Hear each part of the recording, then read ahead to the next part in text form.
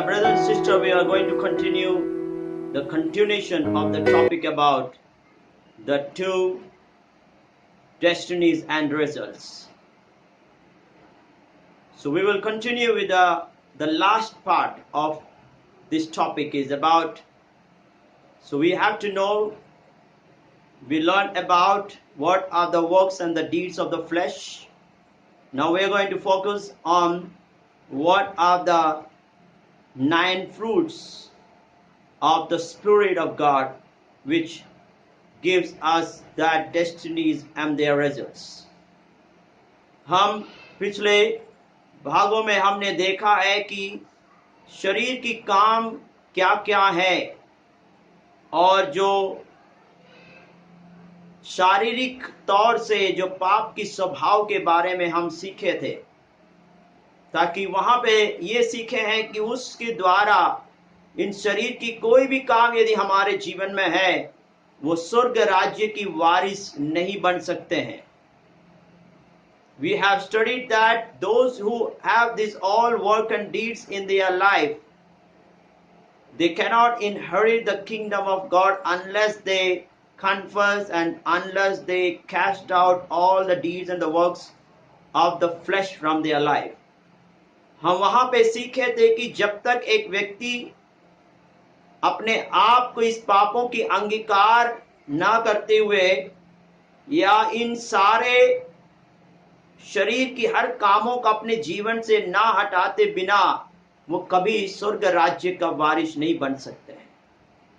But the last part which says about when we confess and when we take Jesus Christ as a Savior in our life, there the sinful nature is been cast out and the 9 spirit, the fruit of the Spirit will be reflected in their life. वहां पे जब हम प्रभु यीशु मसीह को उद्धारकर्ता के रूप में स्वीकार करते हुए जब प्रभु यीशु को हम अपने जीवन में ले लेते हैं, वहां पे हमारे हर एक पापों को क्षमा करते हुए वचन कहता है कि हम एक नई सृष्टि बन जाते हैं. और वहां पे हम लोग देखते हैं कि वहां पे प्रभु की आत्मा की ओर से जो 9 फल हैं वो उस व्यक्ति और मनुष्य के द्वारा प्रकट होने लगेंगे. Let's focus on that. When we come on that topic, we can see in Galatians chapter 5 verse 22 to 23 it is written about the 9 fruit of the Spirit. The first one, it tells about love, agape in the Greek word. It tells about the divine love, the devotion to the well-being of someone. यहाँ पे हम देख सकते हैं कि प्रेम जो यूनानियों में अगप्पे के शब्द का उपयोग किया गया है, जो दिव्य प्रेम के बारे में कहा गया है. यहाँ पे संसार के प्रेम के बारे में नहीं, मनुष्य की और की प्रेम के बारे में नहीं, बल्कि परमेश्वर की आत्मा की ओर से जन्मा हुआ दिव्य प्रेम के बारे में कहा गया है, जो हर भलाई की ओर से भी भक्ति दिखाने वाले प्रेम है. Second one is about joy. It tells about the delight over blessing received and expected for self and for others. यहाँ पे हम आनंद के बारे में है, जहाँ पे व्यक्तिगत तौर से भी हम आनंदित होंगे जब हम प्रभु की आशीषें हमारे व्यक्तिगत जीवन में प्राप्त होते. उसी समय वही आशीषें जब अन्य लोग भी प्राप्त करते हैं, उसमें भी वो व्यक्ति आनंदित रहेगा. It tells about that joy that he will be happy and delighted of himself at the same time when the blessings they see for others, they will be have the same joy. क्योंकि ये परमेश्वर की आत्मा का फल है. Because this joy is the fruit of the Spirit of God. Number 3, we can see about the peace. चौथा में हम देख सकते हैं शांति के बारे में. It tells about the state of quietness, harmony, security in the midst of turmoil and strife and temptation. यहाँ पे हम देख सकते हैं जो शांति है संसार देने वाले शांति के बारे में नहीं है। यहाँ पे परमेश्वर की आत्मा का फल शांति के बारे में कहा गया है। जो अपने जीवन में जब अशांति आ जाए, जब वहां पे कोई प्रलोभन आ जाए, मुसीबत भी आ जाए, उसमें भी वो शांति की सुरक्षा के समान वो अनुभव करने वाला व्यक्ति होगा जो परमेश्वर की आत्मा से भरा है या परमेश्वर उनके अंदर वास करते हैं। वहां पे हम देख सकते हैं the fourth point about the fruit of the spirit is long suffering. In Hindi it says, Hindi में कहते हैं धीरज। It tells about the patience, endurance without murmuring or resentment. यहाँ पे हम देख सकते हैं कि ऐसा एक स्वभाव जहां पे वो धीरज के साथ, वो धैर्य के साथ होता है, ताकि वो कभी भी कोई विषय को देखते हुए वो कभी भी कुड़कुड़ाने या असंतोष नहीं होते हैं, बल्कि उसमें भी वो प्रभु में आनंदित रहता है। वो है उस धीरज के बारे में कहा गया है। Number 5 is gentleness. In Hindi it says krupa. Here it says about the gentleness, soft spoken, kind in character and in his conduct. यहाँ पे जब कृपा के बारे में कहते हैं, वो मृदुल भाषा या स्वभाव के होंगे, वो दयालु होगा और उसका चरित्र और आचरण प्रभु की ओर भला होता ही रहेगा। Number 6, goodness. In Hindi it says bhalai. It says a state of being good, generous and God-like in life and in conduct. यहाँ पे हम भलाई के बारे में देख सकते हैं, जो वो अपने जीवन में भलाई करना ही तत्पर रहता है और वो परमेश्वर के समान एक जीवन और एक आचरण उनके जीवन में होगा।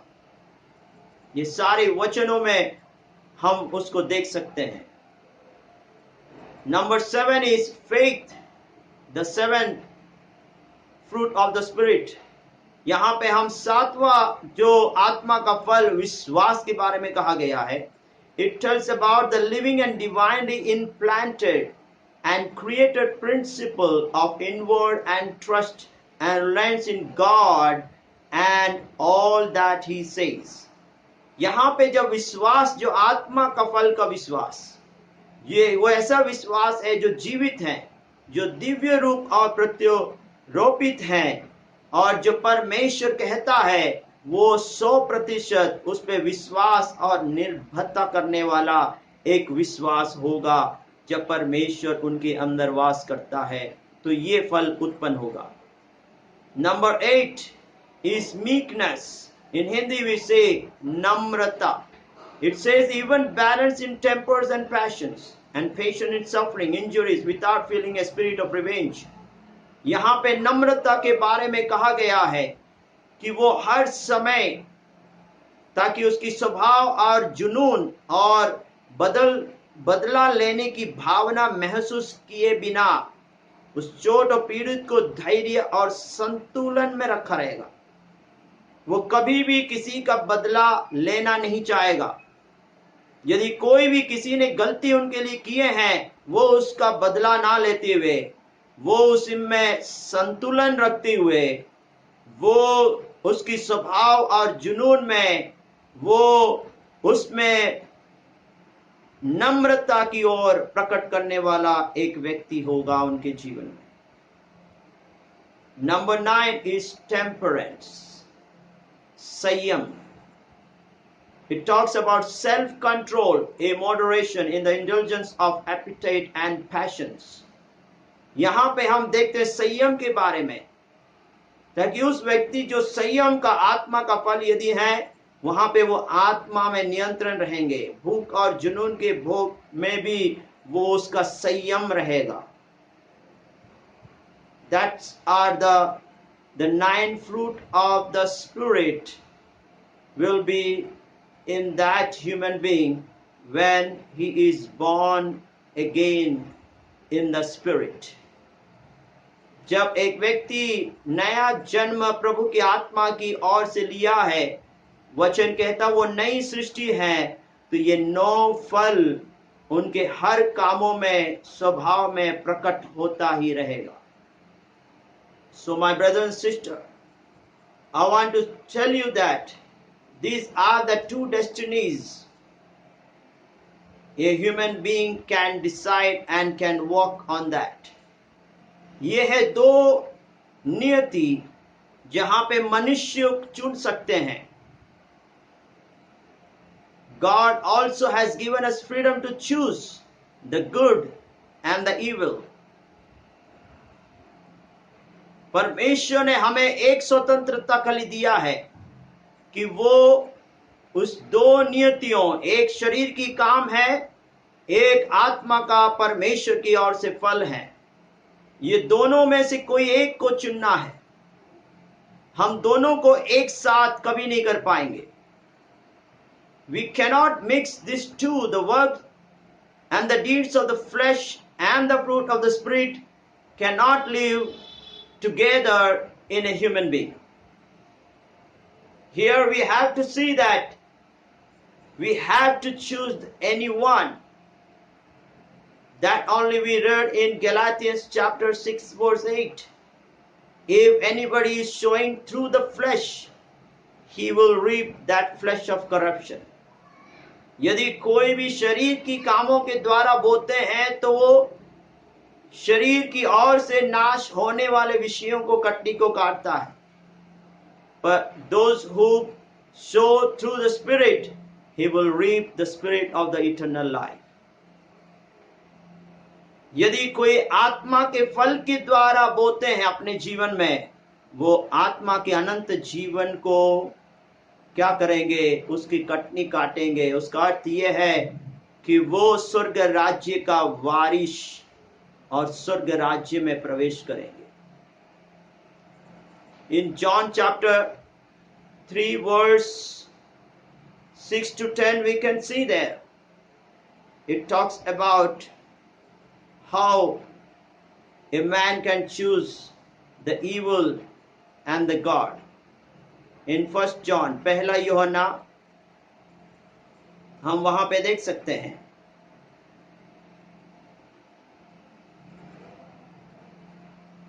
वहां पे लिखा गया है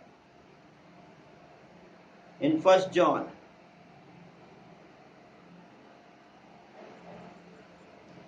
chapter 3 verse 6 to 10.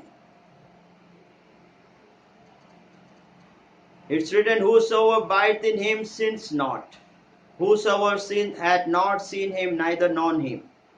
वचन 6 कहता है कि जो कोई उसमें बना रहता है वो पाप नहीं करता. जो कोई पाप करता है उन्होंने ना तो उसे देखा है और ना उसको जाना है. In verse 7 it says, little children, let no man deceive you. He that doth righteousness is righteous, even as he is righteous. हे बालकों, किसी के भरमाने में ना आना. जो धर्म के काम करता है वही उसकी नई धर्मी है. He that committeth sins of the devil, for the devil sins from the beginning. For this purpose the Son of Man was manifested, that he might destroy the work of the devil. जो कोई पाप करता है वो शैतान की ओर से है, क्योंकि शैतान आरंभ से ही पाप करता आया है. परमेश्वर का पुत्र इसीलिए प्रकट हुआ कि शैतान के कामों को क्या करने के लिए? नाश करने के लिए. Whosoever is born of God doth not commit sin, for his seed remains in him, and he cannot sin because he is born of God. जो कोई परमेश्वर से जन्म है वो पाप नहीं करता, क्योंकि उसका बीज उसमें बना रहता है, और वो पाप कर ही नहीं सकता क्योंकि परमेश्वर से जन्मा है। In verse 10, in this the children of God are manifested, and the children of the devil, whosoever does not righteousness is not of God, neither he that loveth not his brother. इसी से परमेश्वर की संतान और शैतान की संतान जाने जाते हैं। जो कोई धर्म के काम नहीं करता वो परमेश्वर से नहीं, और ना वो अपने भाई से प्रेम नहीं करता। These are the verses distinguish our own destinies. It tells that the work and the deeds of the flesh belongs to the devil, but who are been filled with the 9 fruit of the Spirit belongs to God. So they cannot work together. They two have the two destinies in their life. The one which works according to the deeds of the flesh, they cannot inherit the kingdom of God.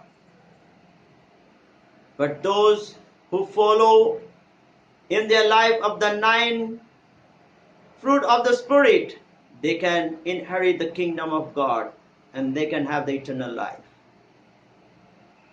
In Mark chapter 7 verse 20 to 23 it says, what comes out of the person is what defiles him. मरकस 7 का 20 से 23 वचन में लिखा गया है कि मनुष्य के मुंह से, अंदर से जो मुंह से निकलता है बाहर, वो ही मनुष्यों को बुरा कर देता है। In Romans chapter 6 verse 23 it says, for the wages of sin is death, but the free gift of God is eternal life in Christ Jesus our Lord. Romeo 6 का 23 कहता है कि पाप की मजदूरी मृत्यु है, पर परमेश्वर का वरदान जो यीशु मसीह की ओर है वो अनंत जीवन है। Hebrew chapter 10 verse 26 it says, for if we go on sinning deliberately after receiving the knowledge of the truth, there no longer remains a sacrifice for sin. इब्रानियों 10 का 26 कहता है कि यदि हम सत्य की ज्ञान को प्राप्त करने के बाद भी यदि हम निरंतर पाप करते ही रहेंगे तो और उनके लिए पाप के और से और कोई बलिदान नहीं है। In 1 Corinthians 6 verse 9 to 10 it is written, the unrighteousness will not inherit the kingdom of God. यहाँ पे लिखा गया है पहले कोरिन्थियों 6 का 9 के 10 तक कि वहां पे कोई भी अधर्मी लोग परमेश्वर के राज्य में वारिस नहीं हो पाएंगे या प्रवेश नहीं कर सकते हैं। इसीलिए so my brother and sister, at last I want to conclude in this topic. Let's return to Galatians chapter 5 verse 16, 17 and 18. आए हम अंत में शेष करेंगे। हम गलातियों 5 का 16, 17 और 18 में जो लिखा गया है, This I say, then walk in the Spirit, and you shall not fulfill the lust of the flesh. यहाँ पे पर मैं कहता हूँ आत्मा के अनुसार चलो तो तुम शरीर के लालसा की किसी रीति से पूरी ना करोगे। For the flesh lust against the spirit, and the spirit against the flesh, and these are contrary the one to the other, so that you cannot do the things that you would. क्योंकि शरीर आत्मा के विरुद्ध में लालसा करती है और ये एक दूसरे के विरोध हैं, इसीलिए कि जो तुम करना चाहते हो वो ना करने पाओ। But if you are led by the Spirit, you are not under the law. और यदि तुम आत्मा के चलाए चलते हो तो व्यवस्था के अधीन ना रहे। It tells about that how we have to walk. If we are walking in spirit, no lust can touch you. Hallelujah. In Galatians chapter 6, verse 9 and 10, it says what we have to do. It tells about that what we have to do if we are walking in the spirit. It tells in 9 and 10, and let us not be weary in well-doing, for in due season we shall reap if we faint not. हम भले काम करने में हिवाए ना छोड़ें, क्योंकि यदि हम ढीले ना हो तो ठीक समय पर कटनी काटेंगे. Verse 10 it says, as we have therefore opportunity, let us do good unto all men, especially unto them who are of the household of faith. इसीलिए जहां तक अवसर मिले हम सबके साथ भलाई करें, विशेष करके विश्वासी भाइयों के साथ. My brother and sister, here I want to conclude this video session about the two destinies and their results we have listened. My brother and sister, let's commit ourselves into His mighty hands. What the Word of God says and talk to us, that we have to do the good things. How we can do the good things to the others till the end, when we are with God and the God lives in us. Then only we can do the good things till the end of our life, and we will have a good harvest of eternal life. इसलिए मेरे भाइयों बहनों, आज हमने दो नीतियों के बारे में और उसका परिणाम के बारे में जाने हैं, पर अंत में मैं कहना चाहता हूं कि परमेश्वर की ओर से जन्मे हुए भाइयों बहन, परमेश्वर जो आपके साथ हैं और आप परमेश्वर के संग रहेंगे, आप कभी भी ना डरें, हिवाए ना छोड़ें, बल्कि आपका अंत की जो कटनी है वो अनंत जीवन का होगा. इसीलिए हम अंत तक क्या करना है, उस भलाई के काम को करते रहें. वचन कहता है कृपया करके विश्वासी भाइयों बहनों के बीच में उस भलाई की काम और तत्पर से करते रहें. My brother and sister, now commit ourselves into His mighty hands. Let's examine ourselves. When we are telling that we are born again in Christ, when we are telling that we are the new creation, but at the same time, if we are dealing with these all work and deeds of the flesh, the Word of God says it is foolish to tell that. Because if we show and showing about the work and deeds of the flesh, he cannot reap the eternal life. But at the same time, if we are showing the eternal life, the fruit of the Spirit, it is also foolish to tell that he will be lost or he will not inherit the kingdom of God. But the Word of God says, those who show the Spirit, the fruit of the Spirit, he will reap a good blessings and the eternal life. God make them to understand that two destinies, and they may select the destinies of the 9 fruits of the Spirit, so that they may not be lost, but they may have a good eternal life harvest, and they may be blessed. I believe that God, through this video session, God, you have touched everybody and to take the decision. God, everything I commit into your hands. In Jesus' name I pray. Amen, amen, and amen. God bless you all with this video session.